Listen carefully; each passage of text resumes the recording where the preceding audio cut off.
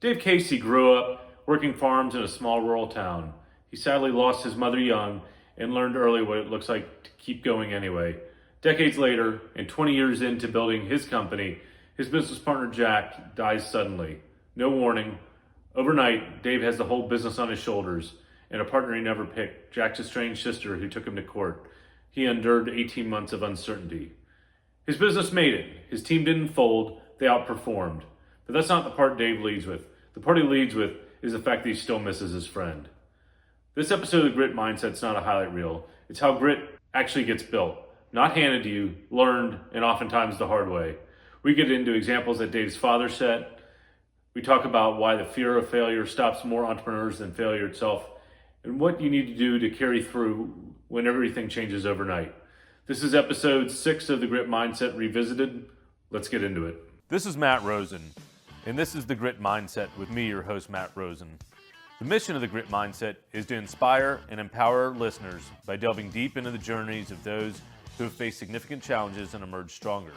Through authentic conversations, we uncover the mindsets, strategies, and lessons that have propelled these individuals to overcome adversity and achieve success. My aim is to provide actionable insights and real-world advice to help our listeners cultivate their own grit and navigate their personal and professional lives with confidence and resilience. Hello, everyone. Welcome to the Grit Mindset with Matt Rosen. That's me, your host.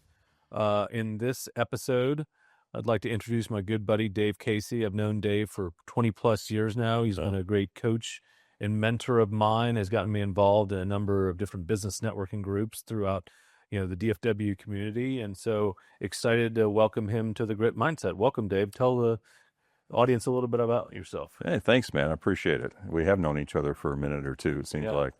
Well, cool. Well, I'm Dave Casey. I'm currently with Mastery Partners. So we are a consultant firm. We work with business owners that are contemplating an exit.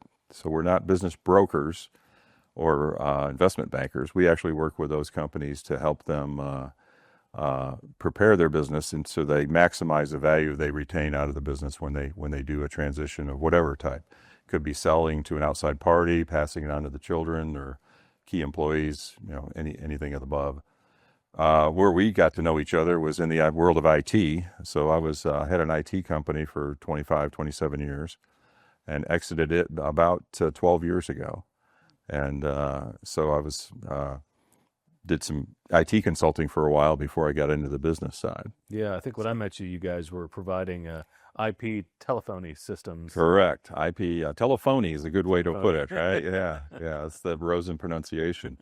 So yeah, that was a big part of our business back then, and we had morphed from. We started out selling modems, if you guys remember what modems were, and I started my career actually in mainframe computers way back when. So it's been a while. Awesome. So from mainframe coder to running your own business to now helping others grow, scale, and exit their businesses. Correct. Yeah. Well, a lot to learn from you. So maybe to get us started, maybe just share a little bit about your early life and the experiences that shape where you are today. Yeah. So I'm a Yankee, right? As we'll my forgive wife you says. for that. Yeah. So my wife says I was born in upstate New York and grew up there. Very small town, rural community. So it does shape you well, I think. I grew up working on a farm. We didn't own a farm, but all my friends had farms, and so started out very young, before child labor laws, I guess, working on a farm.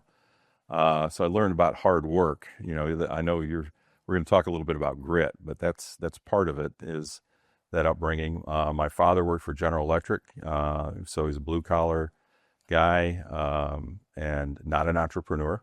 Didn't come from a family of entrepreneurs. But it was, I had a great upbringing and very solid foundation. Yeah, you mentioned the word grit. That's what we're here to talk about today, obviously. Yeah. So love to hear what it means to you both personally and professionally.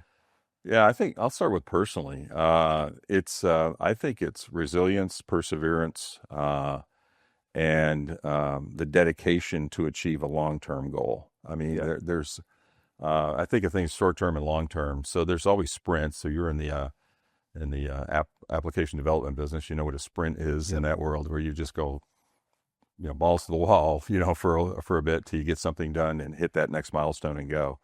I think grit is something that is a little bit deeper, and you're going after a long-term very worthy goal. So, and just, and you've got the resilience to stick with that. Yeah. Yeah. So it's, and again, I think I got it, working on the farm or working since I was 10 years old, really. Any early defining moments that really tested your grit and determination? You know, Long days on the yeah, farm? yeah, there's long days on the farm. I think one thing that shaped me, you'd say it would be a very negative thing, which it was. I lost my mom when I was in seventh grade. Yeah. And so I watched my dad, so I have an older brother and sister, and I had a younger brother. So there's almost like two families. We were split apart a bit. My older brother is 13 years older than me. My younger brother was 7 years younger. And so I watched my dad, and he didn't, well, I wouldn't say he didn't miss a beat, but he was determined that, we were going to have a great home life, and he continued to provide for us, make sure everything, and I'm sure he was going through a lot of loss and grief, as we were, but that really showed me, how to be a parent and how to have determination and forge ahead. Yeah, that's really tough. How would you say that's really influenced your current approach to challenges and setbacks, that early loss? It's interesting. I think a lot of that is what's important at the moment, what's important long term, what really matters, Yeah. and what is a bump in the road. So you could even say I've lost my biggest customer, right? Mm-hmm. It's traumatic. That's a bump in the road, comparing it to a personal loss or a huge health issue or something like that. So it's all relative, I think, and just the way that people approach things. I watch people get wound around the axle for minor stuff. I call it majoring in the minors. Mm-hmm. They're just, that's not that important. Let's look at the big picture. Let's look at the long term, and let's look at where you're headed. So, makes sense. Maybe share a story where you had to embrace grit as you're getting Westron off the ground. Yeah. A lot of challenges there. So, like yourself, I started a company really from nothing. I did have a business partner. We pooled our huge interest of $10,000 a piece to start the company, get it off the ground, and we had very early on, we had some good success. We were at the time, we were selling data communications gear. So we signed agreements with 2 or 3 major manufacturers, one of which we thought was going to be a home run for us. We were one of the first companies in the United States to sign a deal with Ericsson. Ericsson's a big multinational communications company, and so we put a lot of effort into that, build up customer base, and Ericsson about 2 years in just pulled the plug. Said, we don't understand the U.S. market. We're pulling out. We're not going to do any of this. They kept in the central office gear for big telephone companies, but they didn't do any of the stuff that we were selling. So literally 50% of our revenue went away in like a week. Wow. So that's, you learn a little grit. So you learn one thing is there's a problem with customer concentration. There's also a problem with supplier concentration. So, yeah, totally makes sense. You now are in the business of helping entrepreneurs, I would say maybe develop grit, but to talk a little bit, maybe share a story or two of what you're doing in the community today with and around business owners to really, inspire them. Yeah, there's 2 things. So, as you know, I'm part of a nonprofit that you actually went through called Biz Owners Ed. Was there when that was founded, and the whole idea behind Biz Owners Ed was to encourage entrepreneurship and encourage people to take that leap. You may have somebody that's really strong. He's working for a big company or she's working for a big company, has a great idea. They may even approach the company with it. I've got this great idea. Yeah, that's not in our lane. We don't really want to do that. And they have to make a decision. Do I stay here? Do I look for another job? Or do I actually start? Do I believe enough in this to start my own company and build it? So we really want to be encouraging to people. And it takes a certain mindset to be an entrepreneur, as you know. I mean, there's people that can be the smartest guys around or the hardest workers, but if they're not cut out to be an entrepreneur and embrace risk, and kind of run toward risk, they're probably not going to succeed. And so Biz Owners Ed was really put together to encourage that. I think there were some things happening in the late early 2000s, in 2008 to 2010, a lot of regulation coming on about small businesses, a lot of things that would dissuade people from actually starting a business and growing a business. And we wanted to overcome that. We wanted to encourage entrepreneurs to take that leap if they already have taken the leap to continue their success. Most folks get started, build a company, and it's fast moving for a couple of years maybe, then they'll plateau. A lot of times that plateau is the entrepreneur themselves. They're excellent at sales, they're excellent at client services, or they're excellent at finance, but they're not good at all three. Yeah. And so we help them pass that plateau. No, it's a great program for the listeners. Biz Owner Ed's the name. We'll tag it on the post. And Yeah. I went through it in 2019. It was a great experience. Dave put me up for it. I went through the class over 10 weeks and learned a great deal, made a lot of good friends. Awesome experience. Yeah, So appreciate that. Yeah, it was good to have you. I think you were our valedictorian that year. appreciate that. So let's talk a little bit about Mastery and what you're doing to serve business owners and entrepreneurs there. Yeah, so a little bit the same thing with it's not a nonprofit. In fact, we're intentionally a profitable company. So entrepreneurs, or I'll just say business owners, if you're a business owner and you've had your business for a period of time, at some point in your career, you kind of figure out, I'm not going to do this forever. I think the more astute business owners that maybe have a little more grit realize there's a time in life for a business. It happens. So you either outgrow the business, or it outgrows you. Something happens that you're going to exit the business, and there'll be a transition eventually. You may sell to a private equity group. You may sell to your employees. You may pass it down within your family. It depends on the business. We've got a couple businesses we worked with that are fourth generation businesses. But there's a transition coming. And what we do is we help the business owner maximize the value of that transaction or transition when it happens. So a lot of that is helping them decide what they want to do, then pull the levers and do the things that are going to really make that business more valuable in the ultimate analysis. What inspires you about working with other business owners? What's kind of led you down this path? Yeah, it's interesting. I really like, I like the mindset of entrepreneurship, and I think the idea of it's almost every business owner that we work with has what I call an abundance mindset, not a scarcity mindset. They're thinking there's always something great coming down the road. How do I take advantage of that? Met with a guy this morning who's worked for other folks, just is working now in a company that was acquired by private equity. The company is accelerated under private equity.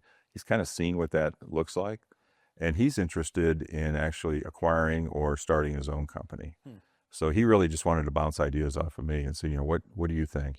I love that. I mean, that's the kind of person I like to be around, that has that drive, that determination, and that vision, really focus, to do those things. Yeah.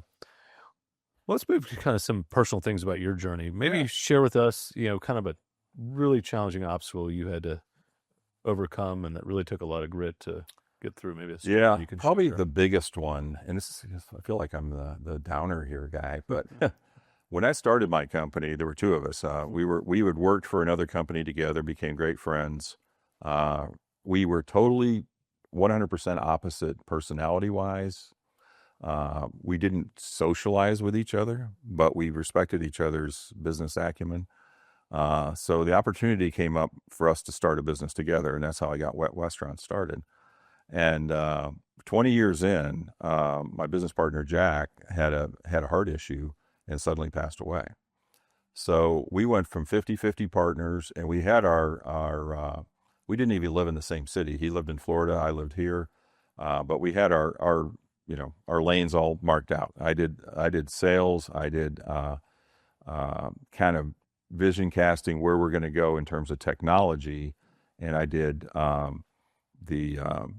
oversaw the technical side of the business. He oversaw all the financial side of the business, vendor relationships, banking, all that, operations, all that back end of the business, and did a fantastic job. So when he suddenly passed away, I had the whole business to deal with. And I had a great team. I had 20 some odd people that we were, everybody's in shock. Everybody's, what's going to happen? And unfortunately, it was not an easy transition. His sister, who he hadn't talked to in 15 years, became my new business partner. Oh, wow. So there we thought a very well-defined setup with buy-sell agreement funded by insurance and the whole thing. But she went to court to challenge all that. So we had an 18-month period of uncertainty there, which things could have gone wildly wrong. Things went wildly well, actually. My team just buttoned down and said, we'll work as hard as we can. We want to get through this. Everybody outperformed on the team. Meanwhile, in the background, I'm dealing with lawyers and all stuff that I don't like to do, but ultimately, we kind of carried the day, and it came to a great resolution financially and I guess psychologically. Still miss Jack. I miss his counsel pretty much every day. I mean, he's a sharp guy and a good friend. But we made it through it. Yeah. I remember when you were going through that, and I know that took a lot. Yeah. Getting through it. So how were you able to foster that grit and resilience within your team? Part of that is having the right team and recruiting the right way. Yeah. I kind of mentioned growing up in a small town. So we had, our focus was, I guess, family, faith, work, and sports, right? And I have found invariably when we're recruiting folks, I'm trying to ask about their background, where they grew up, how they grew up. Did they play any kind of sports, or are they sports oriented? Not just for fitness, but actually for the concept of being on a team, right? And I think the best hires I've ever made have been relatively blue collar folks that were sports oriented, and they don't necessarily have to be like I was the captain of the team or the best or whatever, but having been on that team and understanding how teams work, and it's not a democracy, but your voice is important. Yeah. I mean, your voice is heard. And just resilience and hard work. I mean, so if you've got that, that as a general, my friend Tom Neeson says he teaches sales training. He goes, this is a great place to work, hard. So, I mean, I want people that will work hard. And they don't necessarily have to have the same vision that I do and even the same goals and, desires, but I think if they're looking to be rewarded for hard work, we were always a great place to go to work. Yeah, no, you had a great team. I knew quite a few of them. It was a good group of people that you'd built. Yeah. Any significant influences or role models that you had in your life? Oh, a ton of them. Yeah. Definitely my father. My father was a very quiet guy. He was very reserved, and as I got older and kind of learned our family history, I kind of realized why. So he was born in 1915. He lost his mom when he was 2 years old, in 1917. I think she was one of the first ones to get the Spanish flu back in the day. He lost his dad when he was 9 years old. His dad was killed in an industrial accident. So he's an orphan at 9 years old, a single, he's the only child, raised by his aunt and uncle, who did a fantastic job. But he was kind of a loner, and he never went to college. He was one of the brightest men I've ever met. Never went to college, never had the opportunity. Graduated high school in 1933, which was right in the middle of the Depression. Yeah. So he went to work on a road crew and worked in a CCC camp, but he instilled in us family values and obviously work values, and in how to treat people correctly and how to deal with people. My older brother, same way. My older brother was the first in our entire family tree ever to go to college. He became an English teacher, and then within a couple of years moved into business. And so he taught me the business world and what was important, what wasn't, and how to deal with things. I remember his File 13 thing was awesome. He said, back when we used paper, it said, if you touch a piece of paper 3 times, you haven't done anything, put it right in a can. You'll never like need that. it. You'll never need it. And I try to do that with emails now. Yeah. If I've looked at it 3 times, I haven't done anything, so I'm just deleting it, So, Yeah. So, but then there's others. I mean, there's obviously authors. I'm a big proponent of Dan Sullivan and Ben Hardy, Dr. Benjamin Hardy. So the Who Not How and 10X is great, easier than 2X, and those types of books. Dale Carnegie, So there's a couple Dale Carnegie books I read every single year.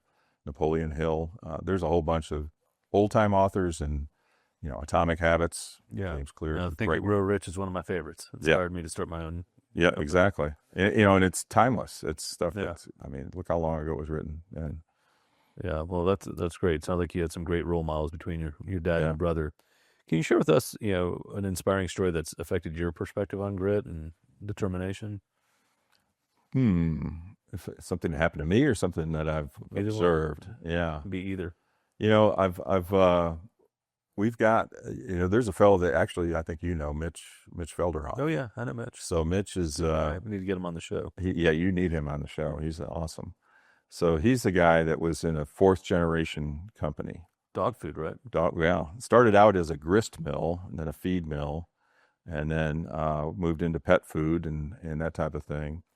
And he and his brother ended up buying the company from their parents. And their parents were either going to sell to them or they were going to sell to private equity, or they were just going to sell the company. And they ended up buying it. They had to scrape together some money to do that. And then just a few years later, they sold it for basically 10 times, the money, which caused some friction in their family. They sold a fourth generation deal, but his determination, his outlook on life, and if you think about the things, what grit means, he and Chad, his brother, really show that, and they're inspirational. It's funny. He considers me a mentor. I consider him a mentor. So maybe that's a good way to have a good relationship. But. Yeah, no, it seems like you've built a great relationship with a lot of the business owners you've helped. How do you think about your network and how your network can help foster grit and help you personally and professionally? There's a couple things there. As you're a pretty intentional networker as well. I think there's small groups, and we're in a small group together. I'm in 2 or 3 small groups where I've got 6 to 10 people that are very important to me and are pretty invested in my success, and are concerned about me, and me for them as well. Then I'm in some bigger groups like Business Navigators. I just stepped on as a president of that group.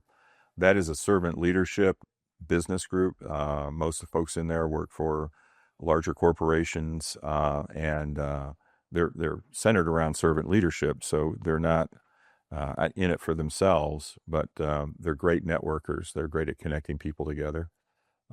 We actually track as a KPI. We have our level 10 meeting. We use EOS internally in our company. We track each week. We track business owners impacted. We track referrals received, referrals given, and then obviously new opportunities and things like that. But that referrals given is very important for us. I think that's a key metric that if we see those referrals given going up, we know our business is going up in the future. Yeah, well, that's great that you've invested in all those places, and I know it's paid a great deal of dividends to you, as I have as well. I think 3 of the first guests have been members of the DFW IT round table. It's been around a long time. I mean, that's hard to, any kind of group like that. I mean, we're over 20 years old. Yeah, 21 years this month. People are astounded when they hear that. I mean, we've met essentially every twice a month for 21 years, and you figure out the amount of meetings we've had. It's pretty incredible. Yeah, as amount of business and encouragement we pass one another. So you talked about external. What are some of the practices you follow personally to maintain a strong and positive mindset that you can display grit for whatever comes your way? Yeah, it starts early. So I think meditation is one, and meditation means different things to different people. The Eastern concept of meditation is to totally empty your mind of everything. I think I'm more of a Christian meditation where you're really focused on God and your relationship with God. So you've got to focus, and so you're not trying to empty your mind. You're trying to fill your mind, really. And so that's part of it. I think there's having a discipline within your life, and whether it's discipline to get up, to exercise, to meditate, to the way you handle your day to day, and then that KPIs are kind of important. So I think it's important to have personal KPIs as well as business KPIs. So Yeah. you've got these key performance indicators. Am I better than I was? Am I a better version of myself this year than last year? Yeah, what gets measured gets managed. So what are some of the KPIs, if you don't mind sharing with us, Yeah, that you like to yeah. track? Well, in mine are really not financial so much anymore. They're more about people that I've helped, opportunities that I've taken. The How have I served my family? How have I've got two, as you know, I've got a wonderful wife. We've been married for now 37 years. We got two great sons that are very successful, and I've tried to pour into them, and they've done very well. I can't attribute it all to me. Their mother's 99% of it, but She'll appreciate that. yeah, yeah.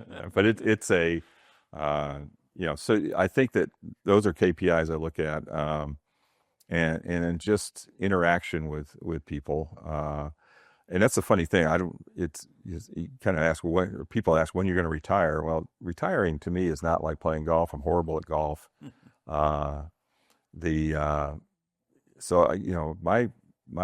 fun thing in now is to really help business owners. I mean, it's some of the times for profit, but often just to help them, Yeah. move them forward.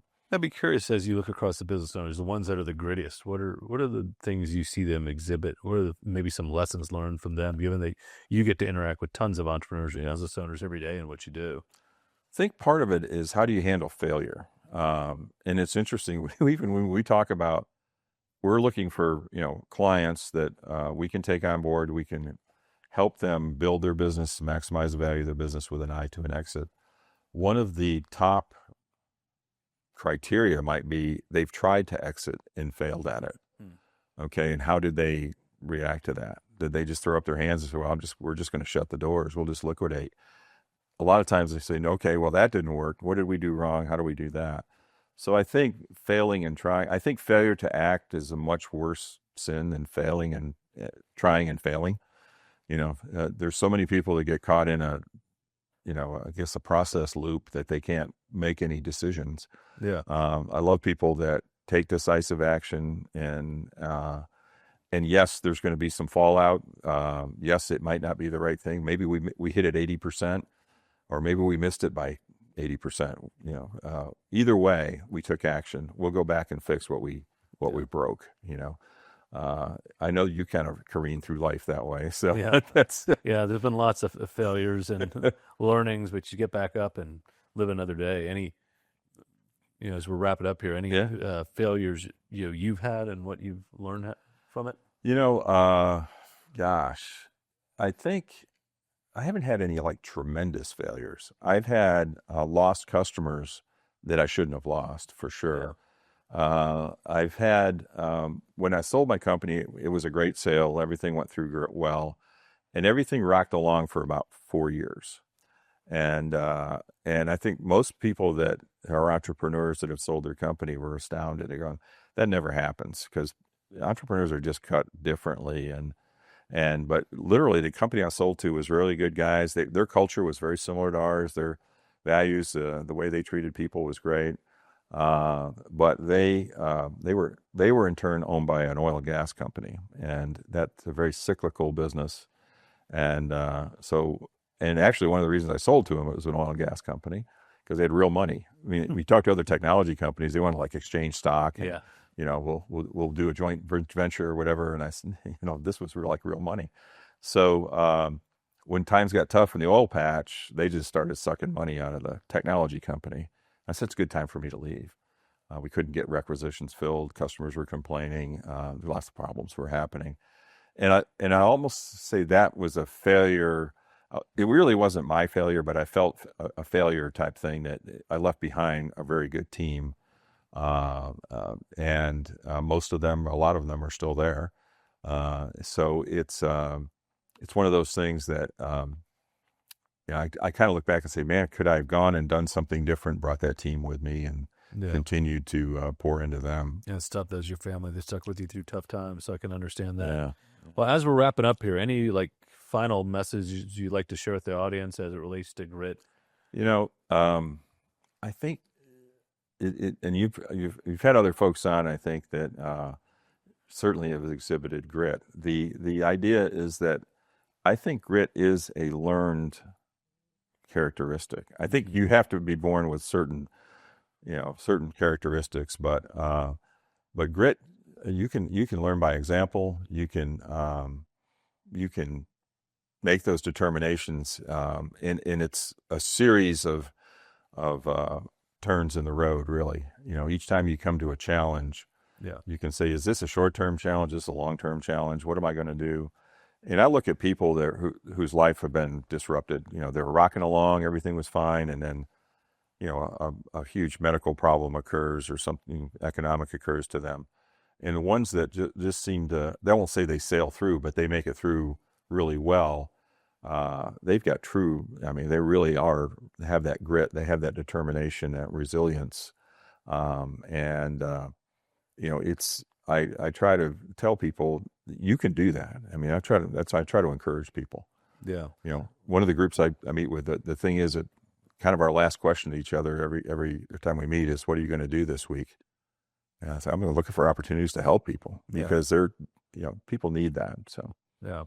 Well, this has been awesome, Dave. I think we're about out of time, but thank you Yeah. for coming on the show. Thanks for sharing your stories and the stories of entrepreneurs you helped. Thanks for being a friend and a coach to me over the years. appreciate it. Hopefully for the audience listening in, Dave's got a wealth of experience. So hopefully you took something away from this and have some ideas how to cultivate your grit. As I agree with Dave, grit is something that you're born with, but it's something that can be cultivated infinitely through books or listening to podcasts like this. So to our audience, stay gritty. Signing off, Grit Mindset with Matt Rosen. We'll see you next time.